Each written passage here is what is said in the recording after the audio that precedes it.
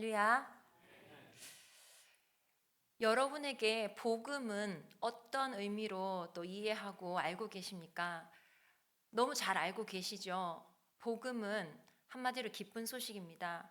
유앙겔리온이라는 원어적인 의미를 떠나서라도 유앙겔리온이라고 하면 왕이 전쟁에서 승리했다라는 그 소식이 사실은 기쁜 소식 유앙겔리온 복음이라고 합니다.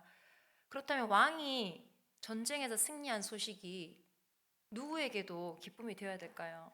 그 왕을 나의 왕이라고 여기고 그 왕의 백성이 똑같은 기쁨을 누려야 되겠죠. 우리에게 복음이란 사망이라는 그 비참함 속에 있던 그 인간을 생명이라는 그 차원이 다른 완전한 새로운 세계로 구출하기 위해서 하늘에서 의로우신 분이 오셨다라는 소식입니다. 그것이 우리에게 기쁜 소식인 복음이라는 것이죠. 그러면 하지만 복음 입장에서 내가 복음이다, 내가 기쁜 소식이다 아무리 외치고 말한다고 할지라도 듣는 사람이 그 복음을 기쁜 소식으로 받아들이지 않는다면 그 복음은 아무 의미가 없을 것입니다. 그러니까 복음 자체가 의미가 없다라는 것이 아니라 복음을 기쁜 소식으로 받아들이지 않는 사람에게 있어서 복음이 효력을 나타내지 못한다는 뜻입니다. 그러므로 복음이 참으로 복음되기 위해서는 인간이 자신의 비참함을 먼저 아는 것이 필수적이라는 것입니다. 자신의 비참함을 깨닫지 못한 사람은 자신을 그 비참함에서 구출하기 위해서 누군가가 오셨다라는 이 사실에 어떠한 반응도 할 수가 없는 것이죠. 여러분, 그렇다면 인간의 비참한 상태는 무엇으로부터 시작되었습니까? 죄로부터 시작되었습니다. 이 죄 때문에 인간은 사망 아래 놓여졌고 그 결과 비참한 존재로 살아갈 수밖에 없게 된 것이죠. 따라서 인간의 비참함, 자기가 얼마나 비참한 존재인지 깨닫는다라는 것은 곧 자신의 죄를 안다는 것과 같은 말입니다. 그러면 죄를 아는 사람에게는 어떤 반응이 나타나야 할까요? 여러분, 우리가 죄인이라고 말합니다. 이 자리에 있는 우리 모두가 예수를 그리스도로 고백하기 때문에 우리 모두 죄인입니다라는 고백을 하시는 분들이 이 자리에 있는 줄 믿습니다. 그러면 우리가 죄인이라는 말은 단순히 죄를 지었다 이런 차원에서 더 넘어서서 우리는 죄인이기 때문에 나 스스로는 그 의로우신 하나님께 절대 스스로 나아갈 수 없습니다. 그리고 또한 나 스스로는 절대로 스스로 의로운 것 그 어떤 것 하나도 만들어낼 수 없습니다 라는 선언과도 같은 것입니다. 그런데 그런 인간에게 예수님께서 친히 찾아오셨고 은혜를 베푸셔서 살리신 것이죠. 그래서 자신의 죄를 아는 사람은 결코 자기의 그 어떤 힘으로도 예수님께로 나아갈 수 없음을 알고 있습니다. 그러므로 단지 그는 자신에게 찾아오신 그 예수님의 은혜만 말할 수밖에 없는 것이죠. 그러니까 이것이 바로 자신의 죄를 아는 사람, 자신의 비참한 상태를 아는 사람의 제대로 된 반응이라는 것입니다. 여러분, 이 진리의 내용이 지금 우리가 요한복음 5장을 계속 보고 있는데요, 예수님께서 고치신 38년 된 그 병자를 통해서 분명히 드러내고 있습니다. 그 병자는 어떤 사람이었나요? 누군가 도와주지 못하면 자기 스스로는 절대 그 못에 들어갈 수 없는 완전히 무능력한 상태였습니다. 스스로는 단 한 가지도 해결할 수 없는 그런 비참함 그 자체의 상태였던 것이죠. 그런 병자에게 예수님이 찾아오셨고 그리고 말씀하셨습니다. 말씀으로 그를 고치셨죠. 그러니까 병자는 아무것도 할 수 없었고 아무것도 하지도 못했습니다. 그래서 예수님께서 그를 고쳐주신 방법은 그에게 찾아와서 네가 아무것도 못하지만 최소한 이것만 하면은 내가 너를 도와서 고쳐줄게. 어떤 조건을 붙이신 것이 아니시죠. 아무 조건도 요구하지 않고 말씀으로 고치셨습니다. 그러니까 이 사건은 아까 서두에 말씀드린 내용과 연결을 하면 비참한 가운데 있는 그 인간에게 임하는 그 하나님의 구원이 정말 어떠한 것인가, 이거를 보여주고 있는 표적의 사건이라고 보는 것이죠. 하지만 당시 유대인들은 이 사건에서 그 죄인된 그 비참한 인간의 구원을 제대로 보지 못했던 것입니다. 그래서 유대인들이 본 것은 단지 안식일의 규범을 어긴 그 행위만 보였던 것이죠. 그럼 이것은 무엇을 말할까요?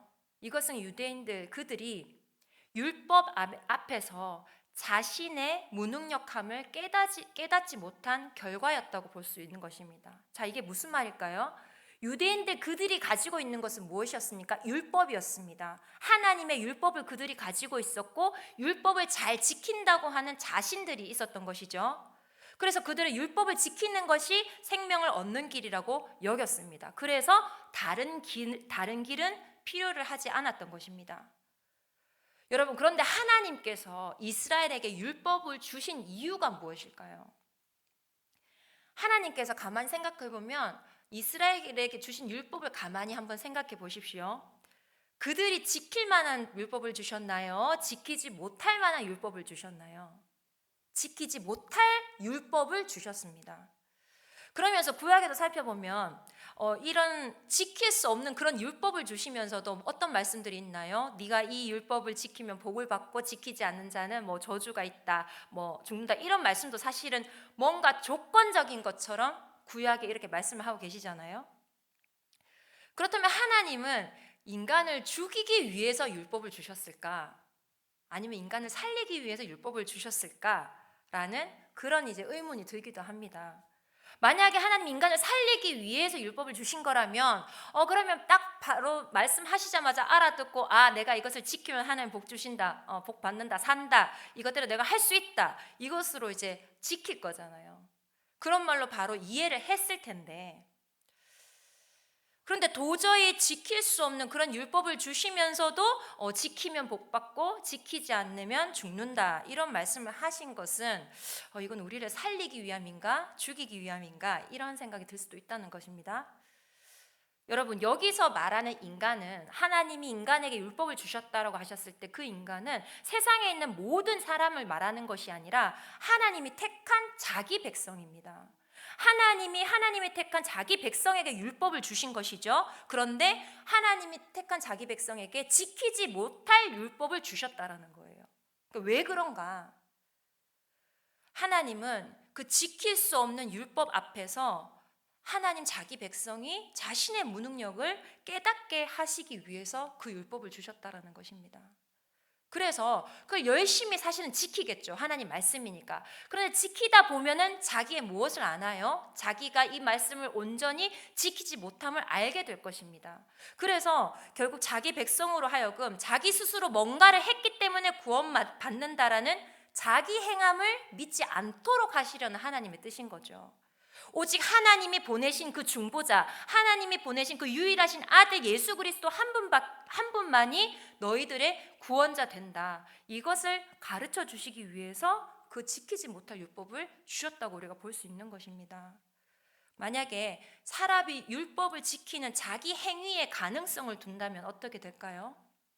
그 사람은 하나님이 보내신 구원자에 관심이 없을 겁니다. 필요를 하지 않겠죠. 참된 구원자에게서 얼굴을 돌리게 되는 것입니다.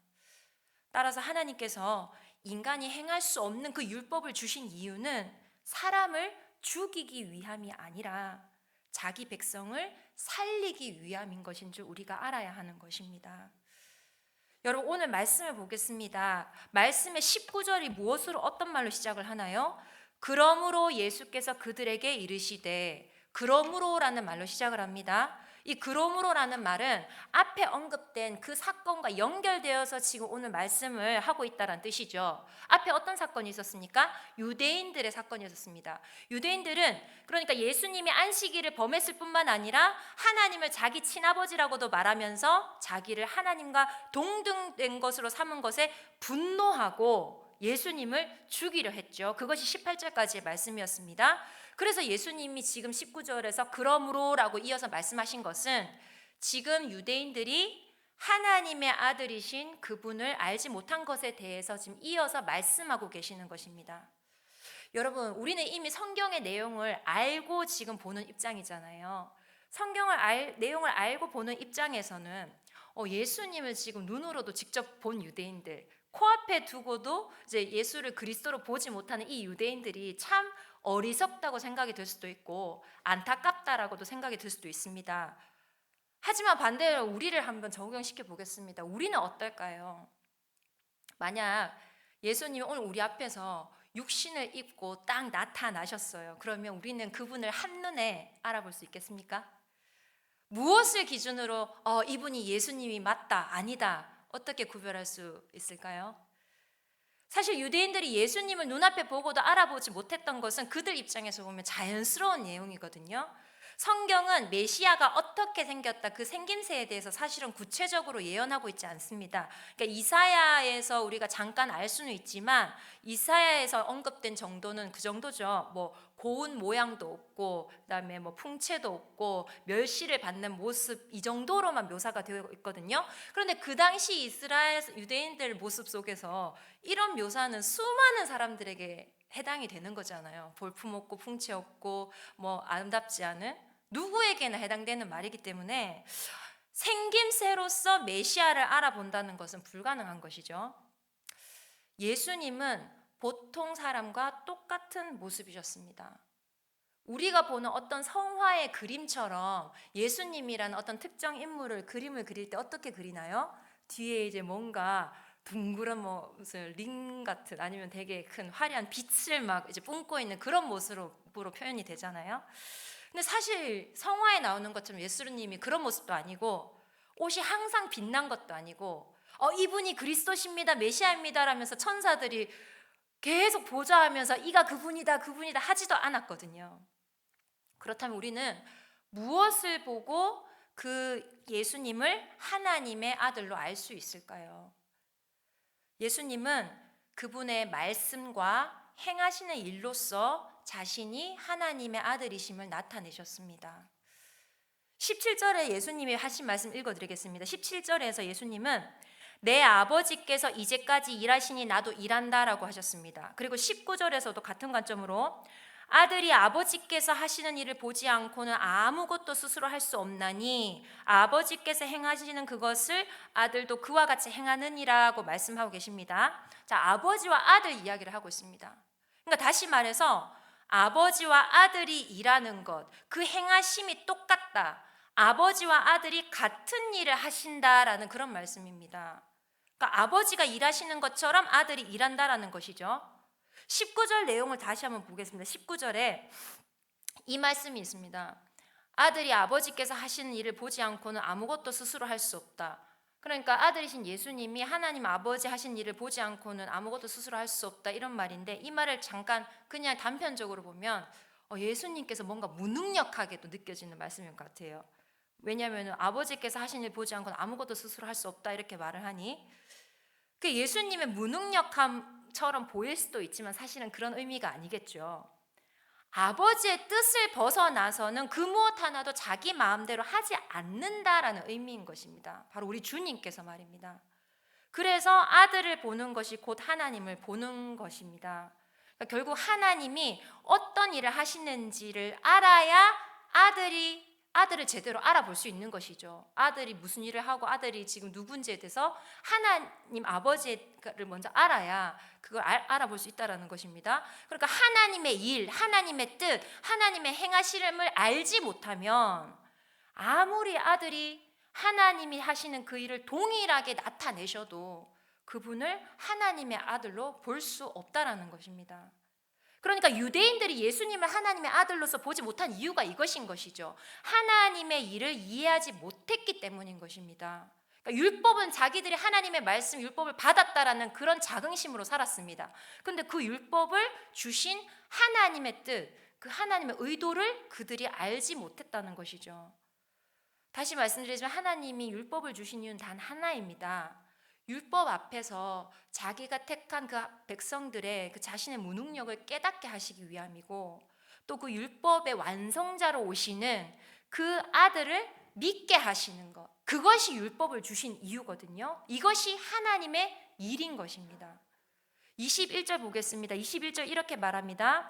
아버지께서 죽은 자들을 일으켜 살리신 같이 아들도 자기가 원하는 자들을 살리느니라. 아버지께서 하신 일이 뭡니까? 죽은 자를 살리는 일입니다. 그런데 그 일을 아들도 하신다라는 것입니다. 여러분, 여기 말씀에 아들도 자기가 원하는 자들을 살린다 이렇게 말을 하잖아요. 근데 이 말을 볼 때 아버지께서 죽은 자들을 일으켜 살리신 같이 아들도 자기가 원하는 자들을 살린다. 이 말을 하나님 아버지가 살리고자 하는 사람과 아들 예수님이 살리고자 하는 사람이 각각 다르다라는 그런 느낌도 들 수가 있습니다. 그러니까 아버지가 살리는 사람이 따로 있고 아들이 살리는 사람이 따로 있는 거, 아들이 살리고자 원하는 사람이 따로 있다, 이런 의미로 말이에요. 그런데 요한복음 6장 39절에서 이렇게 말씀합니다. 읽어드리겠습니다. 나를 보내신 이의 뜻은 내게 주신 자 중에 내가 하나도 잃어버리지 아니하고 마지막 날에 다시 살리는 이것이니라. 그러니까 예수님이 살리기 원하시는 사람은 예수님이 따로 생각하는 어떤 그런 사람이 아니라 아버지가 아들에게 주신 자, 아버지가 아들에게 맡긴 자, 그를 살린다라는 뜻인 것입니다. 그러니까 결국 예수님의 뜻이 곧 아버지의 뜻이기 때문에 아버지가 살리기 원한 그 사람이 곧 예수님이 원한 사람이다, 같은 말인 것이죠. 그래서 21절의 말씀을 다시 보면 이렇습니다. 아버지나 아들이나 서로가 같은 일을 하시는데 그 일은 자기가 원하는 자를 살리는 일이다. 죽은 자를 일으켜 살리는 그 일이다. 이것이 하나님이 행하시는 일이고 아들 역시 이 일을 행하신다라는 것입니다. 그래서 보여준 사건이 38년 된 병자를 고치신 사건인 것이죠. 봐라, 나 이렇게 살리는 일을 한다. 지금 그것을 말씀으로 살리는 일을 한다라는 것을 지금 아들 하나님이신 예수님이 보여주신 것이죠. 여러분, 꼼짝 못하고 스스로 움직일 수 없는 상태의 사람은 그래도 움직이는 우리 사람이 비교해서 아이고 그래도 숨이 붙어 있으니까 다행이라고 말하지만 아무것도 할 수 없는 그 비참한 상태에 있는 자기 자신은요, 죽은 자와 똑같다고 여길 것입니다. 아무것도 움직이지 못하고 할 수 없어요. 죽은 자와 마찬가지입니다. 그런데 그를 말씀으로 일으키신 것입니다. 이것이 바로 예수님이 하나님의 행하심과 똑같은 일을 하고 있다는 것을 보여주신 것이죠. 그러니까 너희 자신이 바로 이 병자처럼 비참한 존재라는 것을 지금 알려주시는 것입니다. 만약 유대인들이 율법 앞에서 자신의 비참함을 알았다면 어떻게 됐을까요? 그들은 병자를 살리신 그 예수님을 보면서 아, 하나님의 아들이시구나, 하나님이 일하시는구나, 이것을 보았을 것입니다. 여러분 23절 24절 보겠습니다. 23절 24절입니다. 이는 모든 사람으로 아버지를 공경하는 것 같이 아들을 공경하게 하려 하심이라. 아들을 공경하지 아니한 자는 그를 보내신 아버지도 공경하지 아니하느니라. 내가 진실로 진실로 너희에게 이르노니 내 말을 듣고 또 나 보내신 이를 믿는 자는 영생을 얻었고 심판에 이르지 아니하나니 사망에서 생명으로 옮겼느니라. 아버지와 아들의 관계를 조금 더 심도 있게 지금 말씀을 하고 있죠. 그런데 가만히 보면 오늘날 우리가 이 본문에서 말하고 있는 아버지와 아들의 관계를 제대로 이해를 못하고 있는 경우도 있지 않나, 이런 생각이 듭니다. 그러니까 하나님도 믿고 예수님도 믿고 믿음이 양쪽으로 갈라지는 것이죠. 여러분 이 말씀을 잘 한번 그냥 생각해 보시기 바랍니다. 본문대로 말하면 아들을 믿는 것이 곧 무엇입니까? 아버지를 믿는 것이라고 말하고 있습니다. 그러니까 아버지 공경하는 것 따로, 아들 공경하는 따로가 아니라는 것이죠. 아들을 공경하는 것이 곧 아버지를 공경하는 것이라는 것입니다. 따로가 아니라는 말이죠. 그런데 지금 사람들은 예수님을 믿는 것은 예수님이 십자가에서 나를 대신해 죽으셨다, 그것을 믿는 거고, 하나님 믿는 것은 내가 이렇게 열심히 잘하면 하나님 내게 복 주시는 분이다, 이렇게 갈라져서 생각하고 있는 믿음을 갖고 있지 않나, 이걸 지금 말씀을 드리는 것입니다. 믿음이 구분되고 갈라져 있다라는 그런 부분인 것이죠.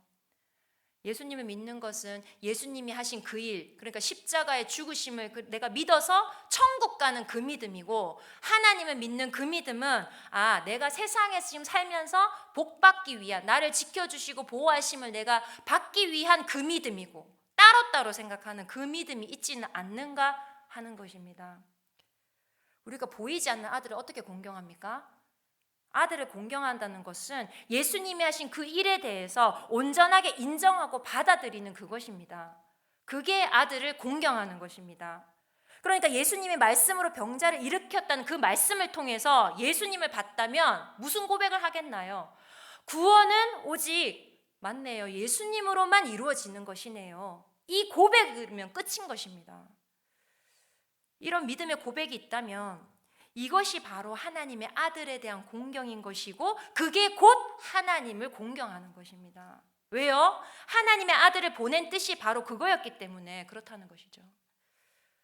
여러분, 하나님의 뜻은요, 우리가 무엇을 더 행하고 지켜서 의롭다 함을 얻으라는 것이 아닙니다. 하나님이 보내신 그 아들 예수만 믿고 그분만 공경하라는 것이 하나님 아버지의 뜻인 것이죠. 율법을 주신 이유도 우리가 그것을 스스로 잘 지켜서 의로워져라, 그것이 의도가 아니라 너희는 하나님 앞에 설 수도 없는 그런 죄인이다라는 것을, 그 사실을 깨닫게 하시기 위함인 것입니다. 그래서 우리는 이렇게 고백할 수밖에 없죠. 예수님이 다 이루셨습니다.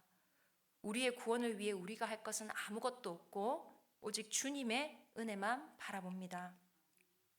이런 믿음의 고백이 아들을 공경하는 것이고 동시에 아버지를 공경하는 일입니다. 여러분, 25절 말씀 같이 한번 읽어보겠습니다. 25절입니다. 시작. 진실로 진실로 너희에게 이르노니 죽은 자들이 하나님의 아들의 음성을 들을 때가 오나니 곧 이때라. 듣는 자는 살아나리라. 죽은 자가 예수님의 음성을 들으면 살아난다고 합니다. 그런데 죽은 자가 어떻게 스스로 그 음성을 들을 수 있겠습니까? 이건 역시 들리게 하시는 분도 예수님이신 것입니다. 그러므로 살아나는 그 모든 과정은 100% 예수님의 은혜인 것입니다. 이 자리에 예수를 그리스도로 고백하시는 여러분인 줄 믿습니다. 그렇다면 여러분은 산자이죠. 하나님 앞에 새 생명을 얻은 산자인 것입니다. 그러면 여러분의 살아남의 그 과정 모두가 하나님, 예수 그리스도의 은혜밖에 없다라는 것이죠. 이 고백 외에 내가 예수님께서 온전히 나를 살리셨습니다, 이 고백 외에 다른 것을 전하는 것이 다른 복음인 것입니다. 우리 마지막 29절 보겠습니다. 29절 같이 읽겠습니다. 시작. 선한 일을 행한 자는 생명의 부활로, 악한 일을 행한 자는 심판의 부활로 나오리라. 아멘. 이 말씀을 문자 그대로 해석하는 것 때문에 많은 사람이 어떤 부분에서는 행위 중심의 구원으로 오해를 하기도 합니다. 선한 일을 행한 자는 생명의 부활로, 악한 일을 행한 자는 심판의 부활로 나온다. 이것을 문자적으로 봤을 때. 그러나 다시 말씀드리지만 오늘 본문 전체, 이 38년 된 병자를 살리신 이야기, 이 말씀 가운데서 이거를 보셔야 되는 것이죠.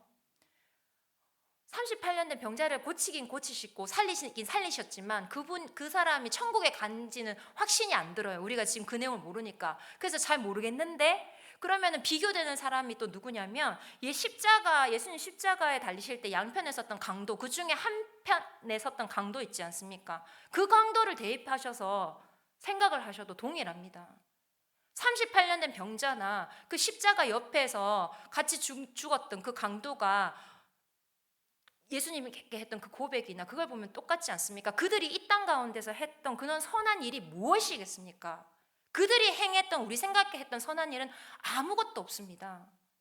그들이 한 것은 오직 예수님의 말씀을 믿고 그분의 의로 인해서 살았을 뿐입니다. 병자도 마찬가지죠. 일어나 걸어라, 그 말에 그냥 간 것입니다. 그런데 율법 중심의 우리의 생각은요, 일어나 가라고 했는 그 말씀에 순종했기 때문에 살았다라는 그런 인과 결과로 우리가 맺을 때가 많거든요. 따라서 말씀에서 이야기하는 선한 일이라는 것은 그리스도를 믿는 일 그 자체인 것입니다. 그러면 반대로 악한 일은 무엇인가요? 자기 행위를 의로 삼는 것 그 자체를 말하는 것입니다. 교회를 열심히 다니는 것이 무조건 선한 일이 아니라는 말씀을 여러분들이 이해하셨으면 좋겠습니다. 그러니까 그리스도의 은혜는 믿지 않은 채 그냥 내가 주일 성수를 하는 내가 교회에 오고 예배 자리에 앉아있는 나의 그 행함을 의로 여기는 것이라면 그 행위가 여기에서 말하는 악한 일을 행하는 자라고 분류될 수도 있다는 것이죠. 여러분, 제가 이 말씀을 드리는 게 굉장히 조심스럽습니다. 하지만 그 말씀에서 지금 담고 있는, 얘기하고자 하는 이거를 지금 여러분들이 아셨으면 좋겠습니다. 유대인들의 안식일을 지킨 것도 지금 여기서 말씀하는 악을 행하는 것이죠. 율법에서 안식일을 지키라는 게 율법에 있지 않습니까? 그들만큼 율법을 잘 지킨 사람이 어디 있습니까? 근데 그들을 지킨 그 행한 일을 보고 악한 일이라고 하시는 것입니다. 왜요? 하나님의 은혜, 그리스도의 은혜 빼고 율법을 지키는 자기 행함을 의로 뒀기 때문에 그것을 지금 말씀하시는 것이거든요. 행위가 중심이 되면 그 우리 눈에는 선으로 보이는 그 행위조차도 주님께서는 악이라고 말씀하시는 것입니다. 그래서 유대인들은 예수님께서 아버지가 일하시니 나도 일한다라는 그 말씀에 분노한 것이죠. 사랑하는 여러분, 신자라는 것은 예수님이 불러주셔서 천국 가게 된 사람입니다. 천국을 사는 사람이죠. 예수님이 불러주셔서. 그래서 우리는 그 불러주심에 감사하면서 나는 예수님이 불러주셨고 말씀으로 일으켜 살리신 자다. 그래서 내가 천국 가게 되었노라고 하는 그 고백으로 그것이 진짜 참된 복음인 것이죠. 그 복음을 전하며 이 땅 가운데 살아가는 것입니다. 날마다 나는 주님이 불러주셔서 살게 된 사람이구나. 이것이 예수님을 공경하는 것이고 하나님을 공경하는 자의 모습인 줄 믿습니다. 바로 이러한 분들이 그리스도 안에서 하나님을 이미 본 사람인 것이죠. 이런 사람이 그리스도 안에서 하나님을 만난 사람인 것이죠. 또한 이것이 바로 하나님을 영화롭게 하는 것이고 하나님 마음이 어떤 것인지를 아는 그런 참된 신자의 모습인 것입니다. 여러분, 오직 주님 은혜만 감사하면서 날 고치시고 날 일으키신 그 주님의 이름만 자랑하고 나아가는 우리 모두 되길 소망합니다. 그래서 이런 믿음의 고백으로 이 땅에 발붙여 살고 있지만 이미 우리는 하나님 나라를 살고 있는 하나님의 백성이라는 사실을 깨달으면서 이 땅 가운데서 하나님 나라를 누리는 성광의 모든 가족들 되길 주님 이름으로 소망합니다.